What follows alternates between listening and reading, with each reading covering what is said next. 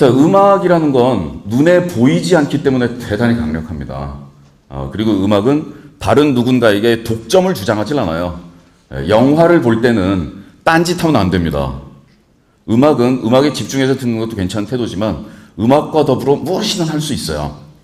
글쎄 뭐 홀로그램으로 영화를 볼 수 있는 무슨 이상한 게 나와서, 그리고 요새는 뭐 안경에도 컴퓨터 들어가잖아요. 그리고 조금 있으면 망막에 컴퓨터가 들어갈 거예요. 이렇게 누르면 자기 망막에서 이렇게 눈에 보이는 게 칙 없어지면서 영화가 보이고. 자, 그러면서 운전할 수 있겠어요? 누군가 이야기를 할 수 있겠느냐. 음악은 더불어서 무언가를 해도 그렇게 질투하거나 화를 내거나 나만 바라봐라고 이야기하지 않습니다. 그래서 일상생활에서 쓰임새를 생각한다라면 대단히 강력한 거죠. 그러니까 자, 현명한 거를 생각을 해봅시다. 우리가 TV나 매체에서 미남 미녀들 많이 보고, 그리고 무슨 초인간 같은 스포츠맨들 많이 보고, 그리고 세상에는 존경할 만한 위인들이 많지만 진짜 우리에게 중요한 건 가족이라든가 친구라든가 우리 인생에 가장 많은 영향을 미치고 중요한 것들은 사실 그런 존재죠. 그러니까 우리 일상생활에서 가장 편안하게 나와 더불어서 나를 발전시켜 줄 수 있고, 나를 지켜줄 수 있고, 나를 위로해 줄 수 있고, 글쎄요, 뭐 책도 괜찮고 뭐 여러 가지 취미가 있겠습니다만은. 자, 그런데 오늘 제가 감히 여러분들께 말씀드리는 Everybody Musician이라는 의미는 무엇인가 하면, 오늘 저의 구라를 다 듣고 나가시면서 마음속으로 그 신해철 얘기를 듣다 보면 그런 순간이 온다고 해요. 이렇게 넘어갈 것 같다라는 그런 순간이. 이렇게 약간 갸웃하다가 넘어갈 것 같은. 그런데 그때 그냥 넘어가 주세요. 왜냐면 그 유도의 낙법 아시죠? 넘어가서 이렇게 사람을 넘기려고 할 때 너무 저항하면 다칩니다. 부드럽게 넘어지면서 낙법바다로 탁 떨어지시면 저 문을 나가는 순간, 아, 나는 뮤지션이 될 수 있구나가 아니라 나는 뮤지션이구나 라는 생각으로 살아가시게 될 거예요.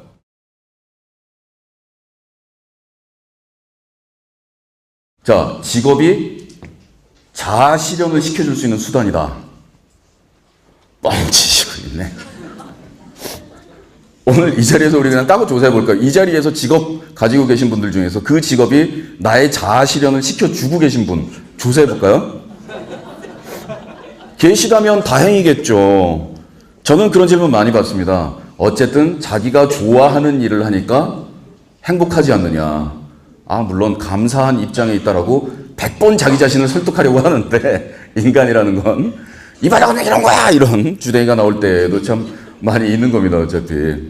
자, 직업이라는 건 자기의 어떤 생계를 유지시키고, 그리고 밖에 나가서 생산활동을 함으로써 우리 가족들하고 보조를 맞추고, 하여간 뭔가를 해야 된단 말이죠. 그리고 부모한테 재산을 물려받아서 특별히 소득이 없이도 생계가 유지가 가능한 사람도 그건 부모 돈이고, 자기가 뭔가 일정한 생산활동을 하지 않는 사람들은 패턴을 만들어내기가 참 힘드니까 어쨌든 그렇게 한단 말입니다. 자, 그런데 우리가 그걸 거부하면 어떻게 될까? 직업이 단순하게 나에게 그 물자, 돈, 자본, 아니면 인맥, 뭐 하여간 뭔가를 제공해주는 수단이면 내가 그걸 통해서 다른 걸 얻고자 한다면, 그리고 직업을 택할 수 있는 자유는 사실상 거의 없는 사회 속으로 우리가 점점 들어가고 있잖아요. 직업을 선택할 자유가 없을 뿐만 아니라 직업을 가질 가능성도 점점 줄어드는 막 이런 힘든 시대를 살고 있다. 그러다 보니까 알바 3-4개를 겹쳐서 우리가 살아가는데 이 알바 중에 어떤 게 직업인지, 그리고 심지어는 이 알바 3-4개를 합쳐서 여기서 얼마 벌고 여기로 가서 얼마 일을 하고 막 이렇게 해서 어느 쪽 일이 어느 쪽 일인지도 모르겠는데 이 중에 어느 놈이 내 자아 실현을 시켜주는지는 정말 모르겠더라. 이런 상황이 되죠. 근데 만일 그걸 포기해버린다면, 그리고 그 자기가 하고 있는 잡 칸에다가 쓸 수 있는 거기다가 자아 실현이라고 쓰지 말고 자기가 자기 이력서를 쓴다라고 했을 때에 취미 칸 있잖아요. 취미 칸에는 남들이 봤을 때 심하게 비웃지 않는 건 쓸 수 있는 거잖아요. 그러니까 취미 칸에다가 자기가 남들이 보는 자기 일기라면 몰라도 거기다가 마누라한테 교복 입히기 이런 걸 쓰기에는 그거는 조금 무언할 수 있는 거 아니겠어요? 귀 막아. 자, 그런데 우리가 과감하게 자아실현이라는 걸 취미 칸 뒤에다가 쓱 보면서 거기다가 써버리면 어떻게 될까요? 글쎄, 피겨 인형 수집하기라든가 이런 걸로 자아실현이 될까? 재밌는 건 그 직업에서 돈을 벌 수 있느냐 없느냐, 그리고 이 사람이 돈 얼마를 버느냐라는 건 모든 사람이 볼 수 있는데, 자기가 그걸 통해서 자기 자아실현이 되고 자기가 그걸 만족하고 있는지 아닌지는 자기만 볼 수 있습니다. 굉장히 독재죠. 혼자 나는 만족하노라 라고 거의 무슨 교주처럼 딱 손들고 선언하면 아무도 시비 걸 놈이 없다라는 건데, 일례를 하나 들어볼까요? 이웃 일본에 특이한 취미를 가진 사람이 하나 있었어요. 그분은 뭘 했냐면은 우리나라에서 나온 한글 교과서를 수집을 했습니다. 근데 교과서를 수집했는데 우리나라에서 발행된 그 교과서들이 이제 어떤 교과서까지 얘기하는 거냐면, 과거 일제히 식민지 치하에서 발행됐던 교과서에서부터 우리나라의 인쇄가 시작되던 무렵, 학교가 시작되던 무렵에 나왔던 희귀본들 같은 거 있잖아요. 이런 것들을 전부 수집을 한 거예요. 처음에는 한글도 몰랐다고 합니다. 그런데 수집을 하려니까 이게 뭐가 써 있는지를 알아야 수집을 할 수가 있겠죠. 한글을 공부를 했고, 이 사람은 말하자면 그 취미를 가지느라 장가도 못 갔어요. 왜냐하면 일본 사람들 생각 아시죠? 집이 그렇게 큰 데서 살지 않잖아요. 그러니까 이 사람 사는 집이 독신자 사는 집 치고는 그래도 꽤 큰 집인데, 집 안에 들어가면 다녀왔습니다 해봤자 아무도 없는 거죠. 지 혼자 사니까. 네. 다녀왔습니다 하는 순간 여기서부터 책인 거예요. 그런 다음에 자기가 잘 수 있는 요만한 공간을 제외하고는 나머지 모든 공간에 어떤 시설이 되어 있냐면, 인쇄된 그 희귀본들 책을 보호하기 위한 습도 온도 조절 시스템들하고, 그 집에는 그 비 한 방울 안 들이치게 돼 있어요. 완벽하게 이게 그 도서관보다 더 심한 수준으로 이걸 보호할 수 있게 돼 있는 거고, 그걸 자기가 분류를 하고, 그리고 이 사람 직업은 따로 있었는데 그 사람 직업을 제가 기억을 못해요. 뭐였는지. 아마 이 이야기를 많이 알고 있는 일본 사람들도 그 사람 원래 직업이 뭐였는지 아무도 기억을 못할 거예요. 뭔가를 했겠죠. 자, 그런 다음에 그 돈을 다 털어내서 이 책들을 수집하고, 그리고 돈을 모아서 시시때때로 한국으로 날라오고, 그래서 말하자면 거대한 개인 도서관 수준, 그것도 한국에서 발행됐던 교과서류만 완전히 특정화해서 모아놓은 개인 라이브러리의 소지자가 된 거죠. 그리고 5년 전이었나요? 10년 전이었나요? 그 자기가 그 완벽하게 분류하고 체계를 갖추고, 그리고 우리 한국인들한테 요런 부분은 내가 미처 수집을 못했으니 당신들이 완성해달라는 당부와 더불어서 그 전체를 우리나라에 기증했어요. 그러니까 그거를 할 때의 목적이라는 거는 돈을 벌기 위한 것도 아니었고, 그리고 우리가 이 자리에서는 잠시 나지막한 소리로 오 하지만, 일본 사람들은 워낙 다양한 취미가 인정된 사람들이니까 사실 전 그런 사회도 좋은 것 같아요. 오 하지만 그냥 마네킹 인형을 3개 사서 맨날 걔를 옷을 갈아입혀주고 대화를 한다는 사람이나 그런 일을 했다는 사람이나 똑같은 가치거든요. 근데 이제 우리 입장에서는 고맙다고 생각을 하는 거죠. 자, 그 사람에게 있어서는 과연 그 사람이 세븐일레븐에서 일을 했는지, 밖에 나갔을 때는 변호사인지 우리는 그게 알 수 없지만, 그 사람의 인생에서 나중에 그 사람이 눈을 감을 때는 무슨 생각을 하겠어요? 자기가 거의 자식처럼 모으고 관리하고 하던 그 책들에 대한 생각들을 하겠고, 그리고 걔네들을 자기가 가지고 있는 것보다 더 도움이 될, 원래 우리 한국 사람들한테 돌려보내면서는, 그 사람은 결혼도 못했으니까 자식도 못 가졌지만 펑펑 운다고 해서 뭐라 그럴 사람도 없잖아요. 어떻게 보면 결혼식장에서 딸이 웨딩드레스 입은 걸 보고서 우는 아버지 심정하고 비슷한 게 아니었을까. 아, 엄마가 더 많이 우는구나. 뭐 그런 느낌이었을지 모르겠는데요. 메탈리카의 기타리스트인 커크 해밋은 그 뮤지션이 되기 위해서 투쟁하는 미국의 젊은이들한테 아주 간단한 지침을 하나 남겼습니다. 대부분 미국의 그 악기 가게나 이런 데들 가보면 저 같은 것들이 있어요. 눈 밑에 다크서클이 있고, 여기저기 문신이 있고 머리가 긴 애들. 그런 애들이 거기서 이제 알바하러 이렇게 나와 있는 거죠. 나 알바하고 싶어 그러면서. 그래서 손님이 오면 기타를 이렇게 쳐보라고 걸어주기도 하고, 손님이 약간 머뭇거리면 자기가 쳐줍니다. 그러면서 아, 좋은 선택이에요. 그럼 제가 보여줄게. 와! 지는 그 연습이죠. 자, 그런 젊은이들한테 커크 해밋은 바로 그런 아르바이트, 사이드 잡을 27가지 네가 해봐갖고 그때까지 네가 뜨면 락스타가 되는 거고 27가지 네가 안 뜨면 그 길로 계속 가는 거야 라는 얘기를 했습니다. 대단히 명쾌하죠. 그런데 그 27이라는 기준을 정해주는 거라든가 안 됐을 때 어떻게 되는 거라든가 이런 얘기들이 꼭 그런 식으로 사는 게 아닌데도 남이 때로는 그렇게 무식하게 단정적으로 얘기해 주는 게 굉장히 필요할 때도 있습니다. 사람이라는 게 힘들 시기니까요.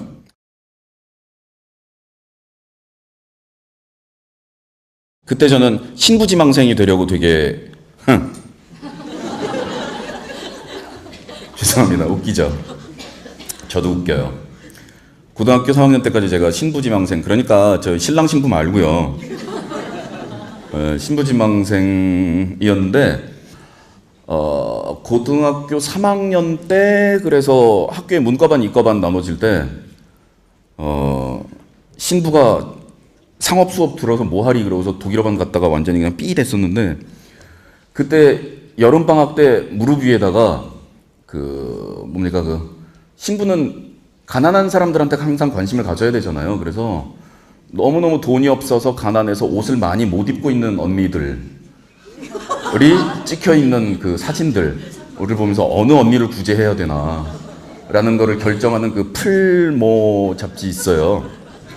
그거를 무릎 위에 올려놓고 보다가 제가 그때 깨달음을 확 얻은 거예요. 확! 정말 한순간에 빛처럼 섬광처럼 스쳐가는 그 순간이었는데 제가 깨달음을 얻었어요. 거의 저한테 계시가 온 거죠. 그때 제가 알았어요. 아, 나는 결코 신부가 될 수 없구나.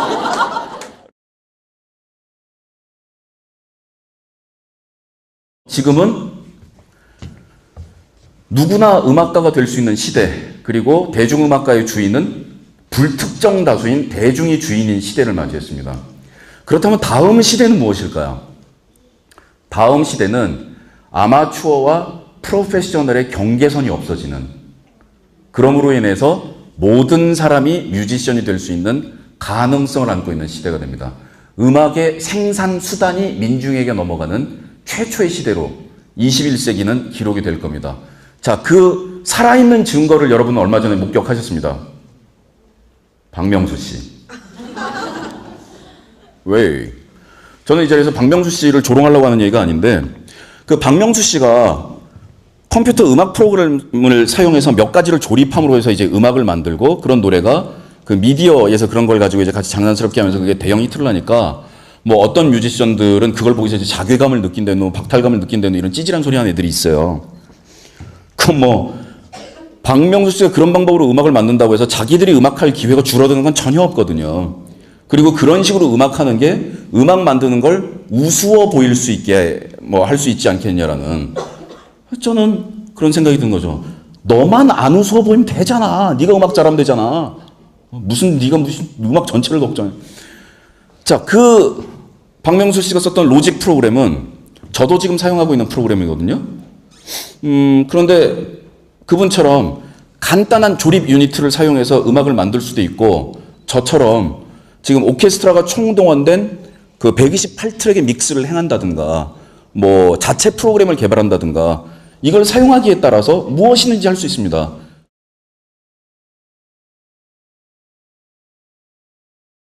나는 이미 뮤지션이었고 음악을 만들어 본 기억이 있다. 눈을 감고 생각을 해보세요. 나는 영화를 보러 갔다가 시간이 남아서 오락실에 간 적이 있다. 그리고 그 오락실에 가서 그 테트리스처럼 위에서 아래로 화면이 이렇게 떨어지면서 그걸 맞추면서 북이나 이런 걸 탕탕탕 치면 음악이 이렇게 톡톡톡톡 붙어지는 그런 음악을 해본 적이 있다. 손 들어보라고 이야기하진 않겠어요. 그거 창작이에요. 창작이 어디까지 창작일까요? 우리가 범선 같은 거를 뭐 하나 이렇게 배 모양을 만든다고 생각해봐요. 나무를 깎고 종이를 만들고 돛을 만들고 이런 걸 막 해갖고 만들었다. 엄청 못생겨도 예술품이겠죠. 그런데 플라스틱 바가지는 우리가 예술품이라고 이야기하지는 않아요. 근데 레고는 어때요? 만일 그거를 일반적으로 정해진 기준보다 조금 다른 기준으로 뭔가를 얘가 만들려고 했다라면 그 이전에도 이미 검소한 수준의 예술의 수준에 머물러 있었고, 예술이 수준이 여기서부터 여기까지 있는 것뿐이고, 그리고 박명수 씨가 위대한 뮤지션이 되기 위해서 갈 길은 멀지만 그분이 뮤지션인 건 부인할 수 없는 사실이다라는. 여러분도 마찬가지. 여러분들이 음악을 하기 위해서 필요한 거는 화성학이나 대위법이나 보컬 트레이닝을 할 필요는 없다. 내가 좋아하는 음악들을 끼워 맞추고 그리고 일로 붙여보고 절로 붙여보고 그리고 나는 조용필 노래를 좋아하는데 사랑하는 이거 너무 좋으니까 소리 지르고 싶은데 그래서 그것만 100번 돌리겠다 그래서 편집한 거예요 집에서. 그래서 기도하는 100번 연속하고 그 다음에 2절을 3번 돌리겠다 붙였다. 자기 곡이에요.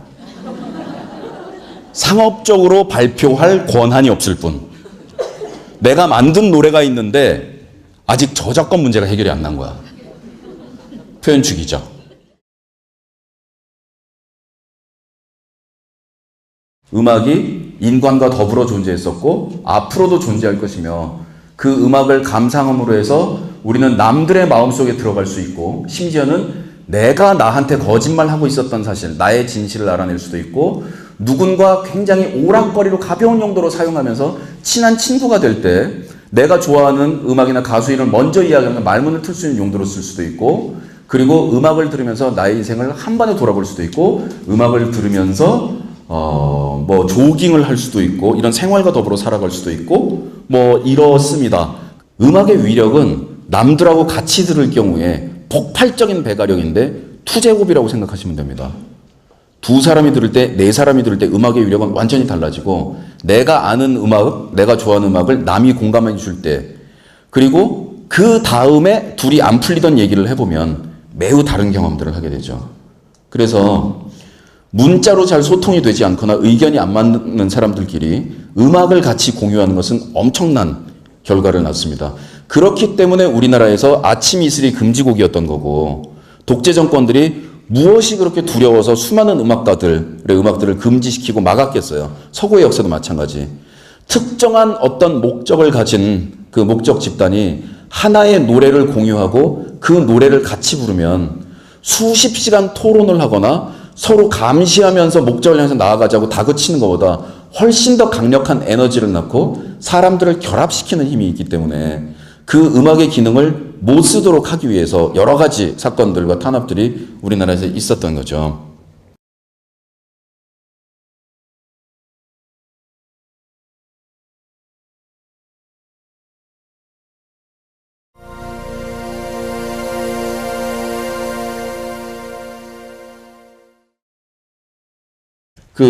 신해철 얘기를 듣다 보면 그런 순간이 온다고 해요. 이렇게 넘어갈 것 같다라는 그런 순간이.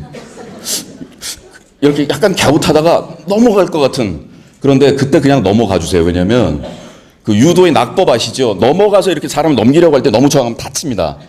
부드럽게 넘어지면서 낙법바다로 탁 떨어지시면 저 문을 나가는 순간 나는 뮤지션이 될 수 있구나가 아니라 나는 뮤지션이구나 라는 생각으로 살아가시게 될 거예요.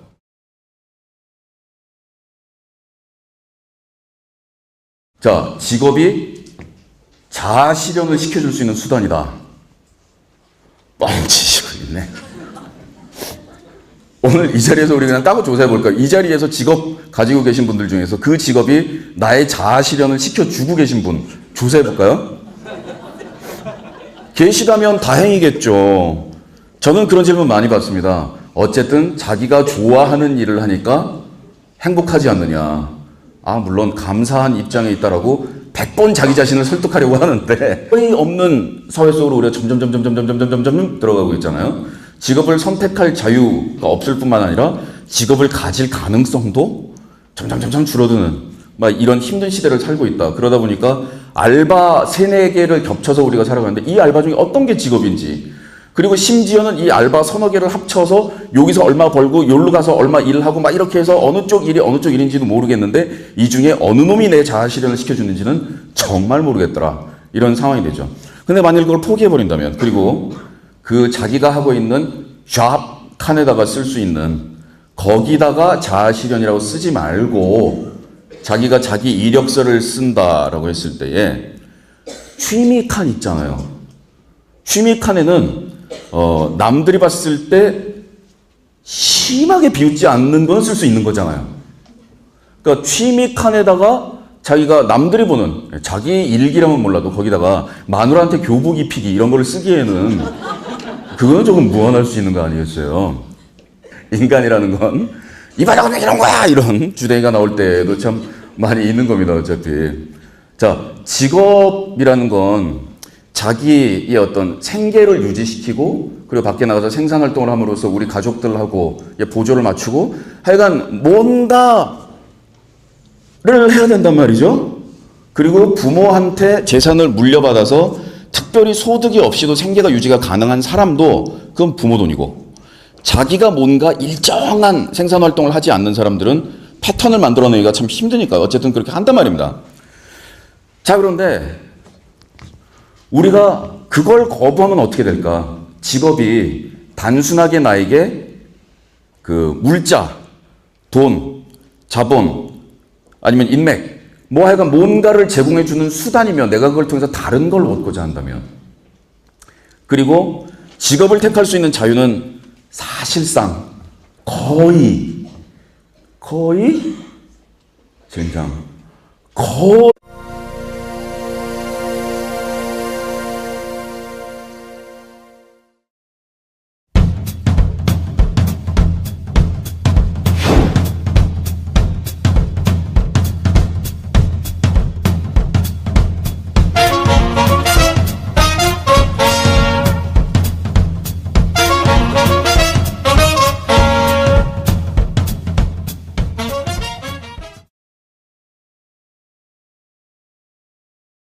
자, 음악이라는 건 눈에 보이지 않기 때문에 대단히 강력합니다. 그리고 음악은 다른 누군가에게 독점을 주장하지 않아요. 영화를 볼 때는 딴짓하면 안 됩니다. 음악은 음악에 집중해서 듣는 것도 괜찮은 태도지만 음악과 더불어 무엇이든 할 수 있어요. 글쎄, 뭐 홀로그램으로 영화를 볼 수 있는 무슨 이상한 게 나와서, 그리고 요새는 뭐 안경에도 컴퓨터 들어가잖아요. 그리고 조금 있으면 망막에 컴퓨터가 들어갈 거예요. 이렇게 누르면 자기 망막에서 이렇게 눈에 보이는 게 칙 없어지면 영화가 보이고. 자, 그러면서 운전할 수 있겠어요? 누군가 이야기를 할 수 있겠느냐?